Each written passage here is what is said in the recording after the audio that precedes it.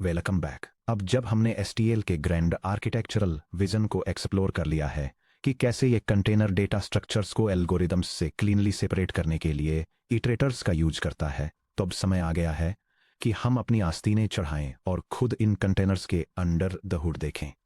जब developers sequential containers के बारे में बात करते हैं तो उनका मतलब ये नहीं होता कि एलिमेंट्स न्यूमेरिकली सॉर्टेड ऑर्डर में रखे गए हैं। इसके बजाय सीक्वेंशियल कंटेनर्स उस एग्जैक्ट ऑर्डर को प्रिजर्व करते हैं जिसमें आप एलिमेंट्स को इंसर्ट करते हैं।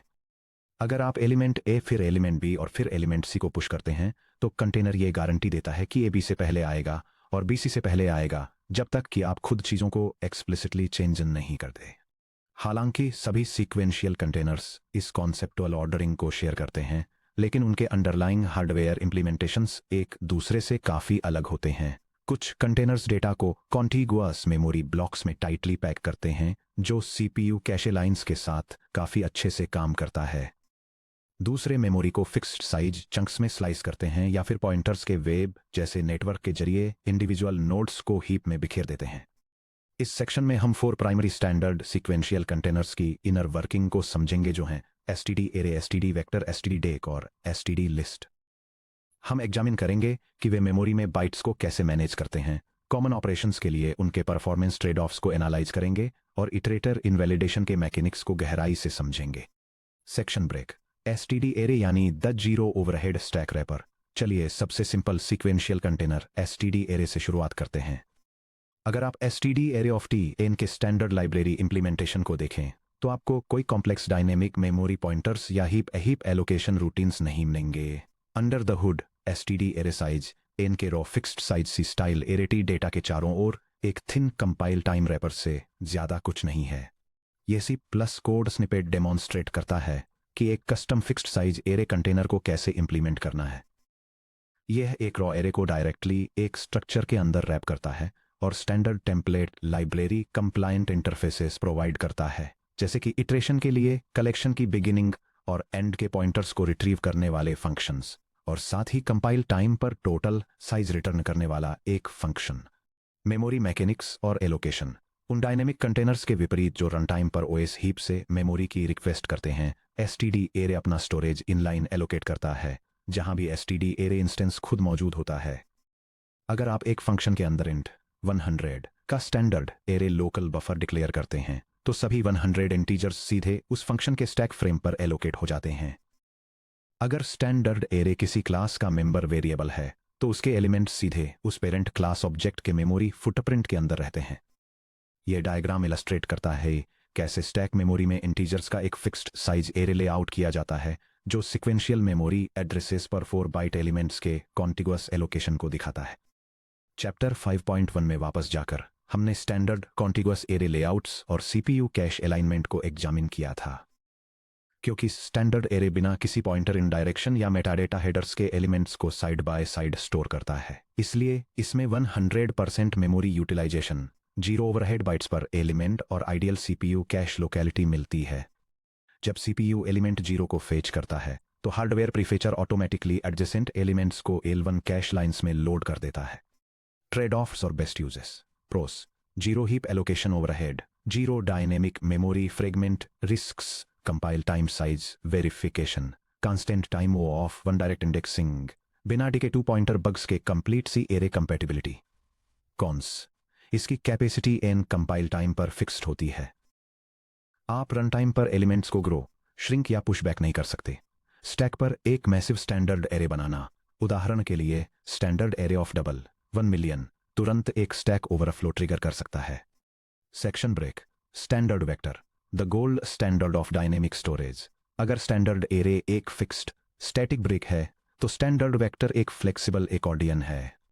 ये एक रॉ एरे की तरह कॉन्टिगुअस एलिमेंट स्टोरेज प्रोवाइड करता है, लेकिन जैसे ही आप एलिमेंट्स ऐड या रिमूव करते हैं ये खुद को ऑटोमेटिकली रिसाइज कर लेता है। मॉडर्न C++ में जब तक आपके पास कोई दूसरा ऑप्शन चुनने का कोई कंपेलिंग बेंचमार्क रीजन न हो, तब तक लगभग हर सीक्वेंशियल यूजर केस के लिए स्टैंडर्ड वेक्टर ही आपकी डिफॉल्ट कंटेनर चॉइस होना चाहिए। The internal pointer triad.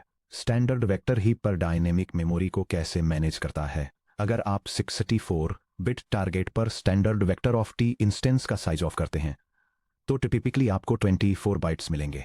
24 bytes क्यों? क्योंकि इंटरनली एक वेक्टर में 3 रॉ पॉइंटर्स होते हैं। यह C++ टेम्पलेट एक डायनेमिक एरे क्लास के इंटरनल लेआउट को आउटलाइन करता है। यह डिफाइन करता है कि कैसे एक वेक्टर 3 पॉइंटर्स का यूज करके अपने मेमोरी एलोकेशन को ट्रैक करता है, जिसमें पहला स्टोर्ड एलिमेंट्स की शुरुआत के लिए है, दूसरा एक्टिव डेटा के एंड के लिए है और तीसरा टोटल मेमोरी कैपेसिटी को रिप्रेजेंट करता है। यह डायग्राम एक डायनेमिक एरे के इंटरनल मेमोरी लेआउट को इलस्ट्रेट करता है, स्पेसिफिकली ये दिखाते हुए कि कैसे एक वेक्टर हीप मेमोरी में अपनी कैपेसिटी और साइज को मैनेज करता है। यह एलोकेटेड मेमोरी के एक ब्लॉक को दिखाता है जिसमें टोटल 8 की कैपेसिटी में से 5 इनिशियलाइज्ड एलिमेंट्स हैं। 3 इंटरनल पॉइंटर्स एलोकेटेड मेमोरी की स्टार्टिंग, इनिशियलाइज्ड एलिमेंट्स के एंड और रिजर्व्ड स्टोरेज स्पेस के एब्सोल्यूट एंड को मार्क करते हैं। इन 3 पॉइंटर्स से एसटीडी वेक्टर अपनी प्राइमरी स्टेट डिराइव करता है, size equal to underscore M finish minus underscore M start, जो कि करेंटली कंस्ट्रक्टेड ऑब्जेक्ट्स का नंबर है। Capacity equal to underscore M end of storage minus underscore M start, जो कि उन टोटल एलिमेंट्स का नंबर है जिन्हें करेंट हीप ब्लॉक होल्ड कर सकता है। जियोमेट्रिक ग्रोथ फैक्टर्स और रीएलोकेशन मैकेनिक्स। चैप्टर 5.2 में हमने वेक्टर ग्रोथ स्ट्रेटेजीज को डिस्कस किया था। जब आप पुश बैक कॉल करते हैं और साइज इक्वल टू कैपेसिटी होता है तो एग्जिस्टिंग ब्लॉक फुल हो जाता है। एसटीडी वेक्टर हीप एलोकेटर से सीधे अपने एग्जिस्टिंग मेमोरी बफर को इन प्लेस एक्सटेंड करने के लिए नहीं कह सकता, क्योंकि underscore M end of storage के ठीक बाद वाली मेमोरी शायद पहले से ही किसी और चीज के लिए एलोकेटेड हो सकती है। इसके बजाय एसटीडी वेक्टर एक multi step reallocation process perform करता है। एलोकेट ये हीप से एक बिल्कुल नया बड़ा कॉन्टिग्यूअस मेमोरी ब्लॉक रिक्वेस्ट करता है। स्टैंडर्ड इंप्लीमेंटेशंस जियोमेट्रिकली स्केल करते हैं, जैसे जीसीसी या क्लैंग लिब एसटीडीसी प्लस प्लस या libc plus plus 2.0 times factor के साथ कैपेसिटी को डबल कर देते हैं, जबकि MSVC 1.5 टाइम्स फैक्टर का यूज करता है। मूव या कॉपी। अगर move constructors no except mark नहीं है तो ये पुराने मेमोरी ब्लॉक से एलिमेंट्स को नए ब्लॉक में मूव या कॉपी करता है। कंस्ट्रक्ट ये नए बफर के एंड में न्यूली पुश्ड एलिमेंट को कंस्ट्रक्ट करता है। डिस्ट्रॉय और फ्री ये पुराने ब्लॉक में ऑब्जेक्ट्स को डिस्ट्रॉय करता है और चैप्टर 4.5 के डायनेमिक हीप मैनेजमेंट रूटीन्स के जरिए पुराने मेमोरी ब्लॉक को हीप एलोकेटर को वापस कर देता है। अपडेट पॉइंटर्स ये underscore M start underscore M finish और underscore M end of storage को नए बफर को पॉइंट करने के लिए अपडेट करता है।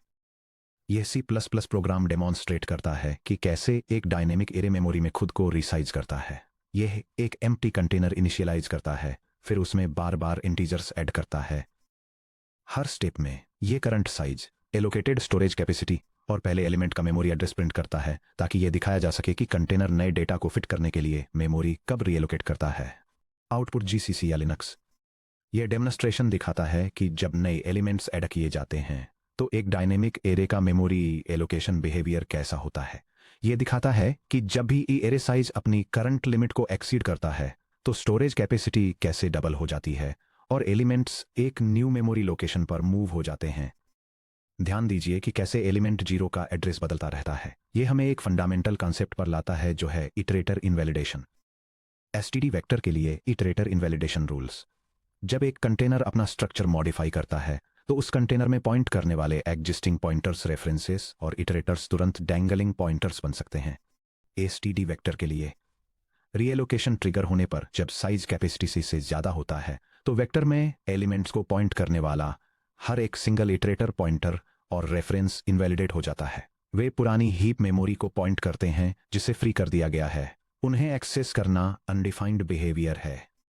कोई रीएलोकेशन ट्रिगर नहीं होने पर जब साइज कैपेसिटी से कम या उसके बराबर होता है तो इंसर्शन या डिलीशन पॉइंट से पहले के इटरेटर्स वैलिड रहते हैं। इंसर्शन या डिलीशन पॉइंट पर या उसके बाद के इटरेटर्स इनवैलिडेट हो जाते हैं, क्योंकि जगह बनाने के लिए एग्जिस्टिंग एलिमेंट्स को राइट या लेफ्ट शिफ्ट करना पड़ा था। ये C++ एग्जाम्पल इटरेटर और पॉइंटर इनवैलिडेशन को डेमोन्स्ट्रेट करता है। ये एक डायनेमिक एरे को इनिशियलाइज करता है, इसके एलिमेंट्स को पॉइंट करने वाला एक पॉइंटर और एक इटरेटर क्रिएट करता है और फिर एरे की कैपेसिटी को बढ़ाता है। चूंकि कैपेसिटी बढ़ाने से मेमोरी रीएलोकेशन ट्रिगर होता है, इसलिए एग्जिस्टिंग पॉइंटर और इटरेटर इनवैलिड हो जाते हैं, जिससे उन्हें एक्सेस करने पर अनडिफाइंड बिहेवियर हो सकता है। प्रो टिप, अगर आपको पहले से पता है कि आपका एसटीडी वेक्टर कितने एलिमेंट्स होल्ड करेगा तो हमेशा अपफ्रंट वेक डॉट रिजर्व एन कॉल करें। ये एक सिंगल स्टेप में पूरे मेमोरी बफर को एलोकेट कर देता है, जिससे मल्टीपल हीप एलोकेशंस नहीं होते और आपके इटरेटर्स अनएक्सपेक्टेड इनवैलिडेशन से सेफ रहते हैं। सेक्शन ब्रेक 3, एसटी डेक यानी डबल एंडेड पेज चंक्स। मान लीजिए आपको एक ऐसे कंटेनर की जरूरत है जहां आप फ्रंट और बैक दोनों तरफ से एलिमेंट्स को फ्रीक्वेंटली पुश और पॉप करना चाहते हैं। अगर आप एक एसटीडी डबल कोलन वेक्टर पर वेक डॉट इंसर्ट ब्रैकेट में vec dot begin comma well try करते हैं, तो इसे मेमोरी में हर एक एग्जिस्टिंग एलिमेंट को राइट की तरफ एक स्लॉट शिफ्ट करना होगा, जो कि एक एक्सपेंसिव ऑफ एन ऑपरेशन है। आप इसकी जगह एक लिंक्ड लिस्ट का इस्तेमाल कर सकते हैं, लेकिन linked lists poor cash performance से सफ़र करती हैं। यहीं पर एसटीडी डेक काम आता है, जो डबल एंडेड क्यू का शॉर्ट फॉर्म है और इसे डेक प्रोनाउंस किया जाता है। यह डायग्राम एक मैप एरे के मेमोरी लेआउट को दिखाता है, जो पॉइंटर्स का एक एरे है। एरे का हर पॉइंटर मेमोरी के एक अलग ब्लॉक को रेफर करता है, जिसमें एक्टिव डेटा और अनयूज्ड स्पेस का मिक्सचर होता है, जबकि फाइनल एंट्री एक नल पॉइंटर है जो एरे के एंड को इंडिकेट करती है। Page chunk architecture. STD vector के सिंगल कॉन्टिगुअस मेमोरी ब्लॉक के विपरीत एसटीडी डेक डेटा को फिक्स्ड साइज मेमोरी ब्लॉक्स या पेजेस के एक सेंटर मैप में ऑर्गेनाइज करता है। द मैप यानी पॉइंटर्स का एक डायनेमिक एरे, द नोड्स या पेजेस यानी dynamically allocated fixed size arrays, जो अक्सर 512 बाइट्स के होते हैं और एक्चुअल पेलोड ऑब्जेक्ट्स टी को स्टोर करते हैं। क्योंकि एसटीडी डबल कोलन अपने मैप एरे के दोनों एंड्स पर नए पेजेस एलोकेट कर सकता है, इसलिए ये एग्जिस्टिंग एलिमेंट्स को शिफ्ट किए बिना या पूरे डेटा सेट को रीएलोकेट किए बिना एलिमेंट्स को फ्रंट ओ ऑफ वन या बैक ओ ऑफ वन में पुश कर सकता है। इंडेक्स अरिथमेटिक रैंडम एक्सेस की कॉस्ट। क्योंकि storage multiple separate memory chunks में स्प्लिट होता है, इसलिए स्टैंडर्ड डीक्यू एलिमेंट आई को एक सिंपल रॉ पॉइंटर ऑफसेट जैसे स्टार्ट पॉइंटर प्लस आई का यूज करके लोकेट नहीं कर सकता। इसके बजाय इंडेक्सिंग के लिए मैथ के 2 स्टेप्स की जरूरत होती है। टारगेट ब्लॉन्डेक्स फाइंड करना, block index equal to start offset plus I divided by block size, उस ब्लॉक के अंदर का ऑफसेट फाइंड करना, element offset equal to start offset plus I percent block size. यह C++ कोड दिखाता है कि कैसे एक double ended queue index based access का यूज करके एक एलिमेंट को रिट्रीव करता है। यह स्टार्ट ऑफसेट को ऐड करके ट्रू पोजीशन कैलकुलेट करता है, डिवीजन और रिमाइंडर ऑपरेशंस का यूज करके करेक्ट मेमोरी ब्लॉक और उस ब्लॉक के अंदर ऑफसेट डिटरमाइन करता है, और फिर डबल पॉइंटर इनडायरेक्शन के जरिए एलिमेंट को एक्सेस करता है। यह डबल लुकअप रैंडम एक्सेस यानी ऑपरेटर ब्रैकेट्स को स्टैंडर्ड वेक्टर की तुलना में स्टैंडर्ड डीक्यू में थोड़ा स्लो बना देता है। हाउएवर, ये सीक्वेंस के हेड पर एलिमेंट्स इंसर्ट करते समय मैसिव मेमोरी कॉपी ऑपरेशंस से बचाता है। स्टैंडर्ड डीक्यू के लिए iterator invalidation rules. Standard deque के पास यूनिक इटरेटर इनवैलिडेशन रूल्स होते हैं। फ्रंट या बैक पर पुशिंग या पॉपिंग इटरेटर्स को इनवैलिडेट कर देता है, बट एलिमेंट्स के रेफरेंसेस और पॉइंटर्स पूरी तरह से वैलिड रहते हैं। ऐसा क्यों है? एक नया पेज ब्लॉक ऐड करने से इटरेटर का स्टेट चेंज हो जाता है, बट एग्जिस्टिंग ऑब्जेक्ट्स मेमोरी में अपने करंट फिजिकल एड्रेसेस पर अनटच्ड रहते हैं। मिडिल में इंसर्टिंग या इरेजिंग पूरे डीक्यू में सभी इटरेटर्स पॉइंटर्स और एलिमेंट्स के रेफरेंसेस को इनवैलिडेट कर देता है। Section break standard list node based heap traversal. अब आइए नोड बेस्ड स्टोरेज को एग्जामिन करते हैं। स्टैंडर्ड लिस्ट जो एक डबली लिंक्ड लिस्ट है, और इसकी single pass cousin standard forward list जो एक सिंगली लिंक्ड लिस्ट है। स्टैंडर्ड लिस्ट में डेटा एलिमेंट्स बिल्कुल भी साइड बाई साइड स्टोर नहीं होते हैं। इसके बजाय हर एलिमेंट अपने खुद के टाइनी हीप एलोकेशन में रहता है, जो फॉरवर्ड और बैकवर्ड पॉइंटर्स के साथ एक नोड सर्किट के अंदर रैप्ड होता है।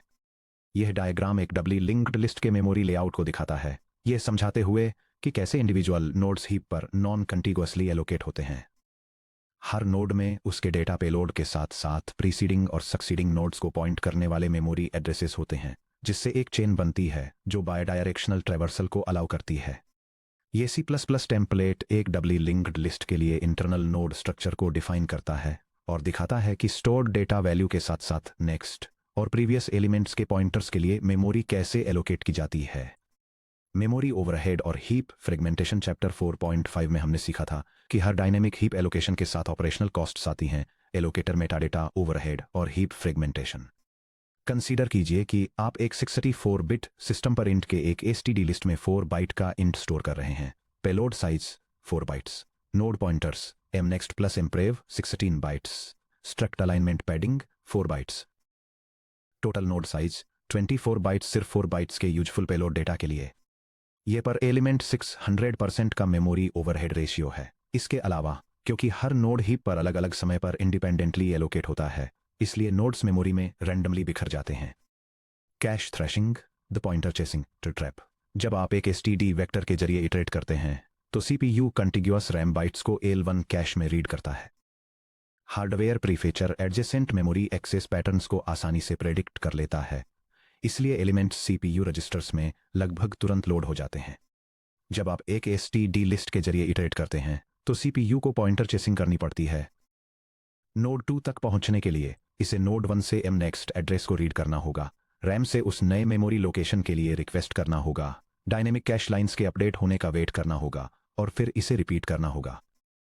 इससे बार बार L1 या L2 कैश मिसेस होते हैं, जिससे मॉडर्न हार्डवेयर पर लूप इटरेशंस काफी स्लो हो जाते हैं। यह C++ प्रोग्राम एक वेक्टर वर्सेस एक लिंक्ड लिस्ट को ट्रेवर्स करने की परफॉर्मेंस को मेजर और कंपेयर करता है। यह दोनों कंटेनर्स को 10 मिलियन एलिमेंट्स के साथ इनिशियलाइज करता है, एक हाई रेजोल्यूशन क्लॉक का यूज करके ऑपरेशंस को टाइम करते हुए हर कंटेनर के एलिमेंट्स को सम करता है, और फिर दोनों टास्क के लिए मिलीसेकंड्स में टोटल ड्यूरेशन को प्रिंट करता है, ताकि यह डेमोन्स्ट्रेट किया जा सके कि मेमोरी लेआउट ट्रेवर्सल स्पीड को कैसे इफेक्ट करता है।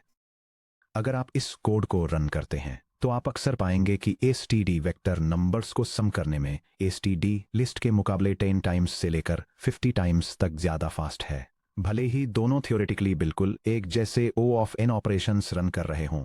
कैश लोकेलिटी मैटर करती है।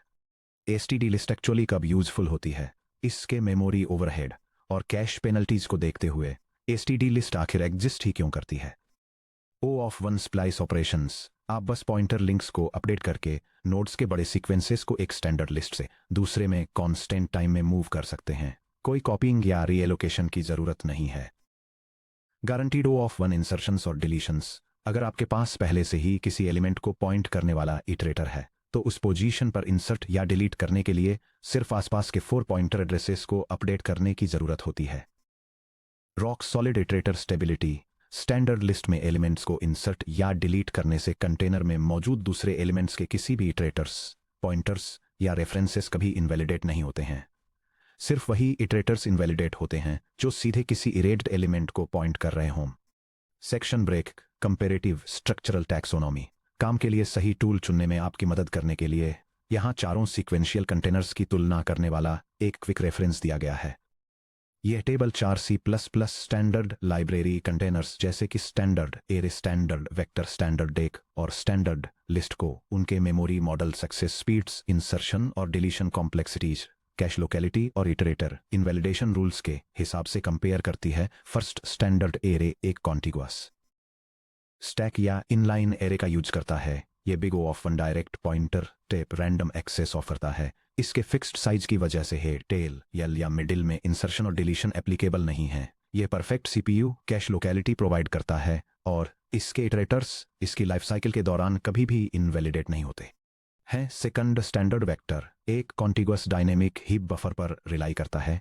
यह big O of 1 random access provide करता है, लेकिन एलिमेंट शिफ्टिंग की वजह से हेड या मिडिल में इंसर्शन या डिलीशन में big O of n time लगता है। Tail operations big O of 1 amortized होते हैं। इसकी सीपीयू कैश लोकेलिटी एक्सीलेंट है।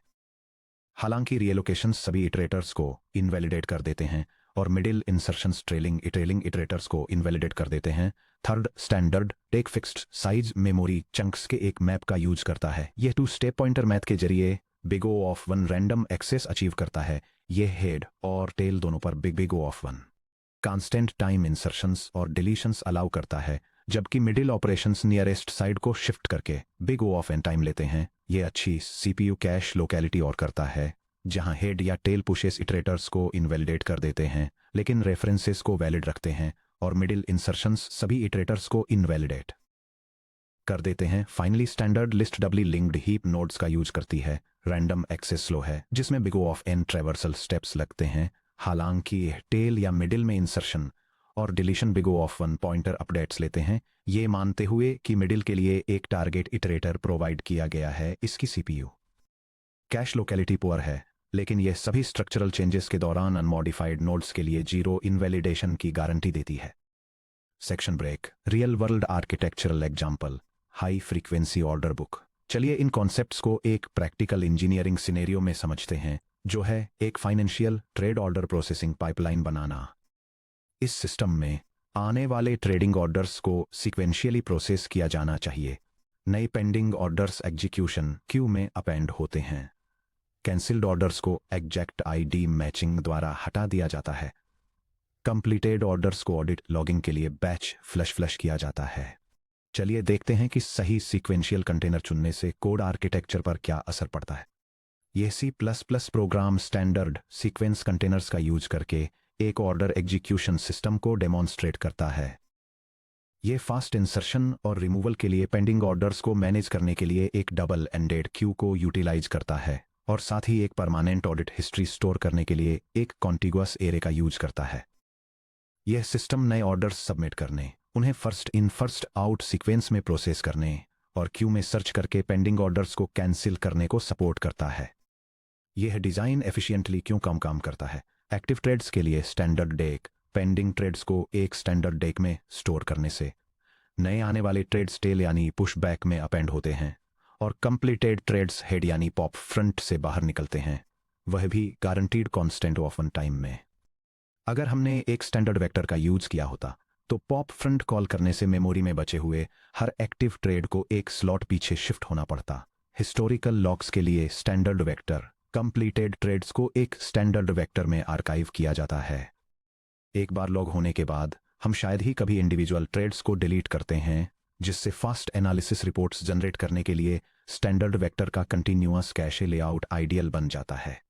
सेक्शन ब्रेक समरी और the road ahead. Sequential containers standard C++ में मेमोरी मैनेजमेंट की बैकबोन है। एसटीडी एरे का यूज करें जब एलिमेंट साइज कंपाइल टाइम पर फिक्स्ड हों और मैक्सिमम स्टैक परफॉर्मेंस की जरूरत हो। जनरल डेटा स्टोरेज के लिए एसटीडी वेक्टर को डिफॉल्ट रखें। यह अनमैच्ड सीपीयू कैशे परफॉर्मेंस के साथ डायनेमिक ग्रोथ ऑफर करता है। जब आपको किसी सीक्वेंस के दोनों एंड्स पर फास्ट नॉन रीएलोकेटिंग इंसर्शंस और डिलीशंस की जरूरत हो तब एसटीडी डेक चुनें। एसटीडी लिस्ट को उन नीश सिनेरियोज के लिए रिजर्व रखें जिनमें स्टेबल इटरेटर्स या कांस्टेंट टाइम रेंज स्प्लाइसिंग की जरूरत होती है। हालांकि सभी सीक्वेंशियल कंटेनर्स की एक बड़ी लिमिटेशन होती है। किसी यूनिक की से एलिमेंट को ढूंढना, जैसे कि उसके ऑर्डर आईडी से किसी ऑर्डर को लुकअप करना, इसके लिए एलिमेंट्स को 1 बाय 1 सर्च करना पड़ता है, जो कि O of n linear time लेता है। इंस्टेंट O ऑफ 1 या logarithmic O of log n की लुकअप्स अचीव करने के लिए हमें सीक्वेंशियल ऑर्डरिंग को पीछे छोड़कर एसोसिएटिव डेटा स्ट्रक्चर्स को एक्सप्लोर करना होगा। अगले section 10.3 associative containers STD map, STD unordered map, hash tables और परफॉर्मेंस ट्रेड ऑफ्स में हम balanced red black trees hash table, bucket, layouts और ऑर्डर्ड और अनऑर्डर्ड की वैल्यू लुकअप स्ट्रक्चर्स के बीच के परफॉर्मेंस ट्रेड ऑफ्स को एनालाइज करेंगे।